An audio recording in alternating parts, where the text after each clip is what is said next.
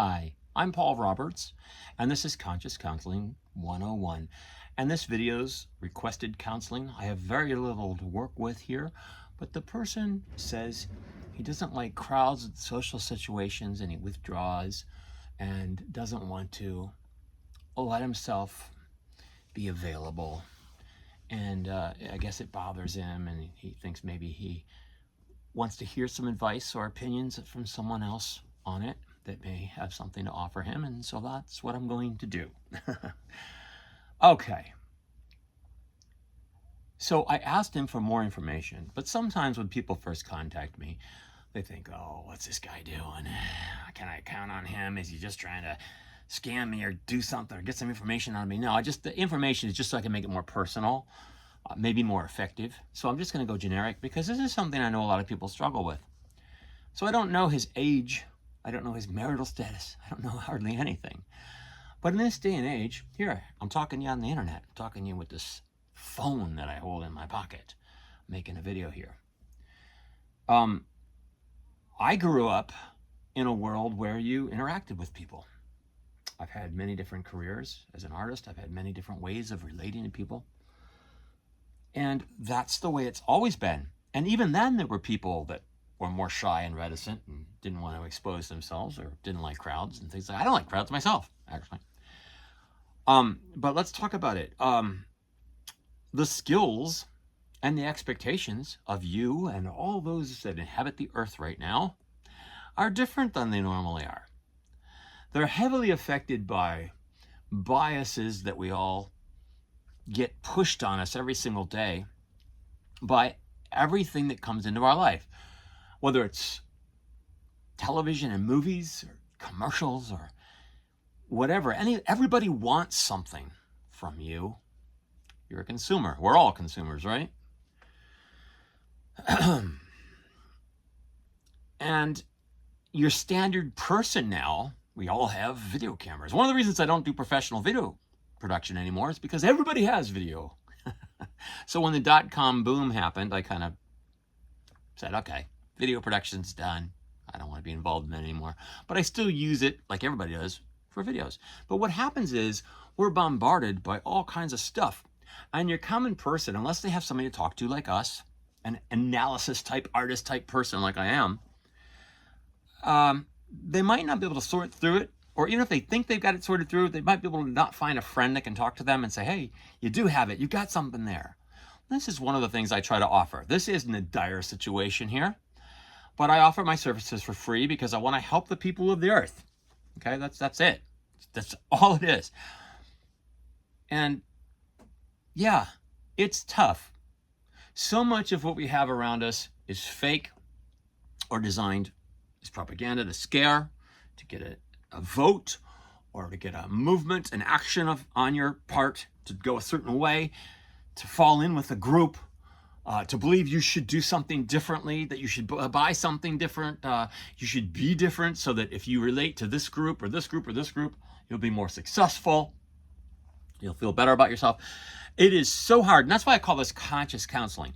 It is so hard for a person to have a solid rock formation that they're built on and be flexible and conscious and creative and knowledgeable, but also personable all at the same time.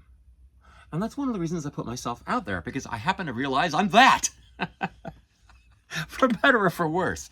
You would think I'd be happy because there's not anything anybody says that I go, what? I don't know what to do. No.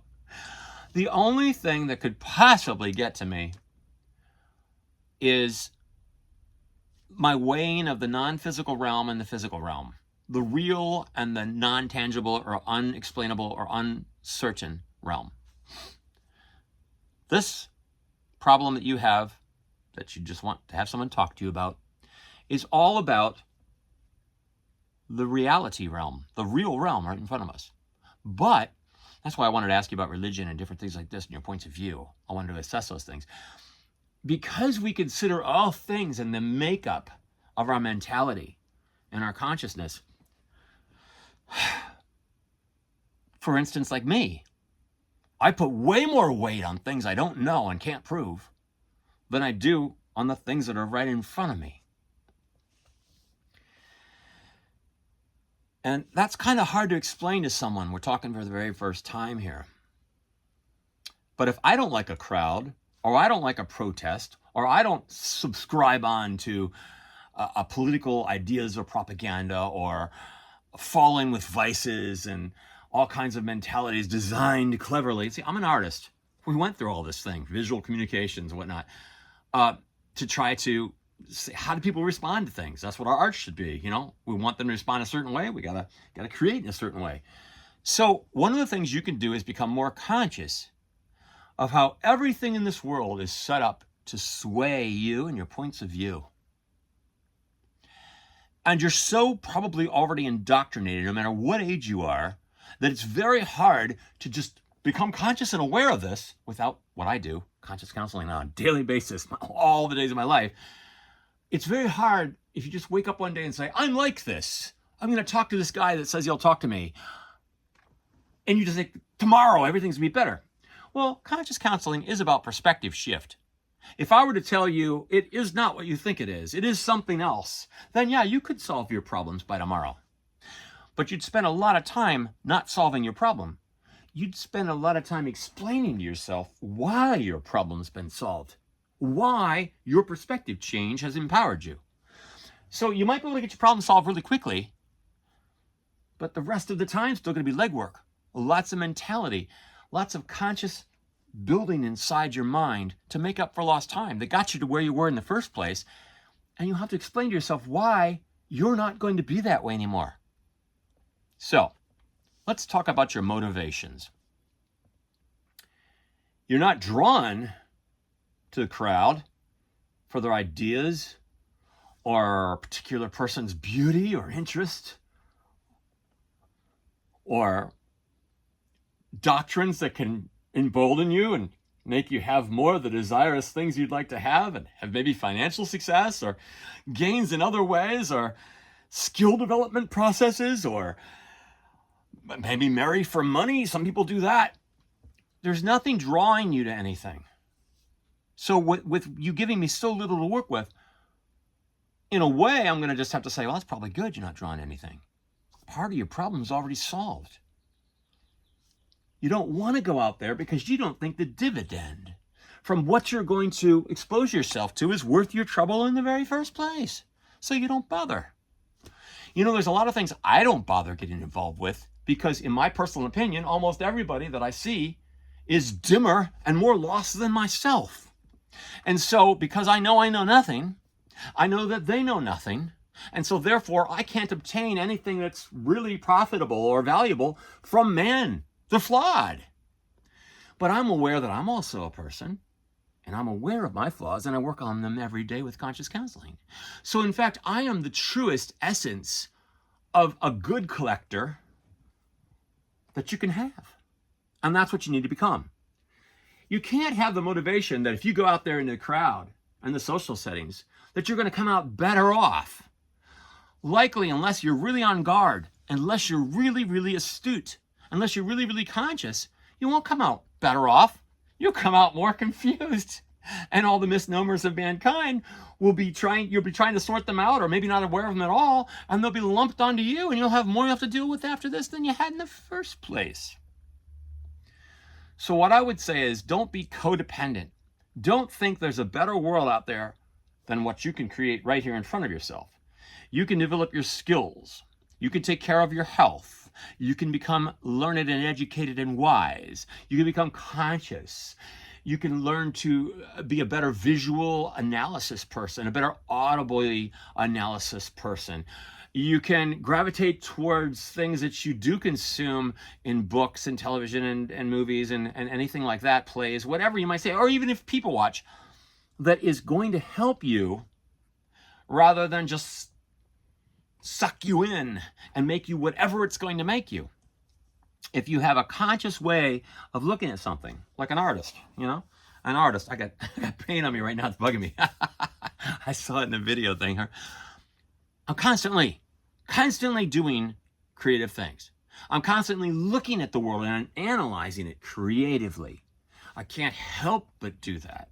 Do you think it makes me happy? No, because I'm painfully aware of all the problems and strife and potential problems of mankind. And I don't want to worry about it because there's nothing I can do about it other than be the best person I can be and always available as a servant if anyone should ask, which is what I'm doing now. But no matter what happens, I know that each day I will have done the best that I've been asked. Now, sometimes I'm not asked. Sometimes I'm not asked. You'd be amazed because everybody already doubts everybody, and they doubt me. They'd be wrong to doubt me. I'm one of those few people that isn't asking for anything, but is only here to help the best I can. So we talked about your motivation. We talked about your concern is likely well-grounded, well-founded. You really should not go running towards this and that, thinking that the solutions are outside of yourself. The solutions are right here. And you have to become better at finding those solutions right here with less potential problems. Your problems are all narrowed down to something that you can deconstruct and reconstruct over and over again and understand yourself. Know thyself. Know that you know nothing, but know yourself. You then have the tools necessary to do the best possible work for yourself that you can do without going out there and thinking there's something else you have to be grabbing onto. So don't feel badly. I was walking through a crowd the other night. I had to use the bathroom or something like that, or I wanted to go over to a different side of a field. I was at a concert, and it was during the break, intermission, and I'm walking through all these people, and I'm thinking to myself, they're all bored. They're waiting for the band to come back on. They're all looking at me as I walk along. What might they be thinking? Do some of them know me? Some of them like me or not like me? They're all forming opinions as I'm walking along, you know? None of that matters. Because if they have problems and their mentality and their formation of opinions gives them a negative mindset, I'm better off that they have that and don't interact with me. And you would be too. The thing you want to be worried about is somebody that wants something out of you and does choose to interact with you for probably their own good. Most likely, most people hardly ever do anything for anybody else unless they think they can get something out of it. Because nobody lives by the golden rule, doing unto others as they have done unto themselves. Everybody's always, what can I get? What can I do? What can I, So I would be worried about anybody that would come to you and use sugar rather than salt and say, hey, I got this idea, let's get together, whatever. That's when you need to be most on your guard. If you're walking through a crowd of people and nobody's interacting with you, you're better off because they're keeping their things that they probably have more problems than you, especially if you're going to be working on your conscience like I'm talking to you about. It's better that they stay in their shells and that you only interact with them if you see something that catches your eye and says, this person's interesting. They've got a situation kind of like mine, or I can relate to this because I went through this one time, or this person's very beautiful. I wonder if they're as intelligent as they are beautiful. I wonder if we could strike it up. But I'm not going to be all needy. I'm not going to go after them just because they say, yeah, I'll go after you too. That's codependence. You're setting yourself up for failure. You shouldn't need anybody. You should have everything you need within yourself first. You should build yourself up so well that as you walk through that crowd, you say, not only am I impervious to anything that might come my way, but if anybody did see anything in me, I would surely see what they're bringing to the situation, cut right through it. And if they had something worthwhile, they'd see the worthwhile qualities in me. And right off the bat, we'd be on a better footing because we say, well, this person has something worthwhile. And they saw that I had something worthwhile. We can start talking about those positive qualities. And only then would it even matter that you even interacted with anybody. You see, you have to do a lot of legwork first. So this is the primary video. I did as best I could on this generic topic without any more information from you. Hopefully you feel comfortable and you can talk to me some more if you want to. I hope I got you started with some things to think about. All right, I'm Paul Roberts. Don't be a stranger. Let me know what you think. This is Conscious Counseling 101.